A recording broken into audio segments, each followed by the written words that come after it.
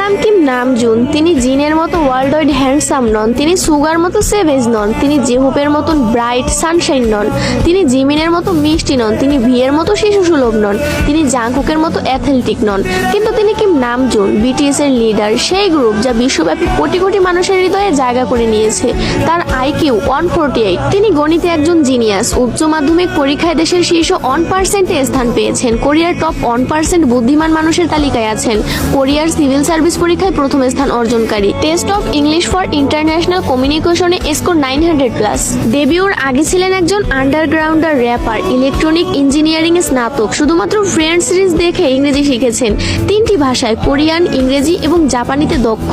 গ্রামি রেকর্ডিং একাডেমির সদস্য, ইউনিসেফ অ্যাম্বাসাডর, জাতিসংঘে বক্তৃতা দিয়েছেন, Samsung ambassador, big hit shareholder, কোরিয়ার সাংস্কৃতিক সম্মাননা পদকপ্রাপ্ত, কোরিয়ান মিউজিক কপিরাইট অ্যাসোসিয়েশনের সদস্য যার 160টি ক্রেডিট আছে, ডেবিট এবং প্রবন্ধ লেখার শিল্পে পারদর্শী, পিয়ানো বাজাতে জানেন, তাইকোয়ান্ডোতে দক্ষ, মাটির শিল্পে দক্ষ, আইস স্কেটিং জানেন, সি ফুড এবং সিগারেট ঘৃণা করেন, আলোতে ঘুমাতে পারেন, গড অফ ডিস্ট্রাকশন বা দ্য ডেস্ট্রয়ার নামে পরিচিত। তিনি র্যাপ করতে পারেন, গান গাইতে পারেন এবং নাচতেও পারেন।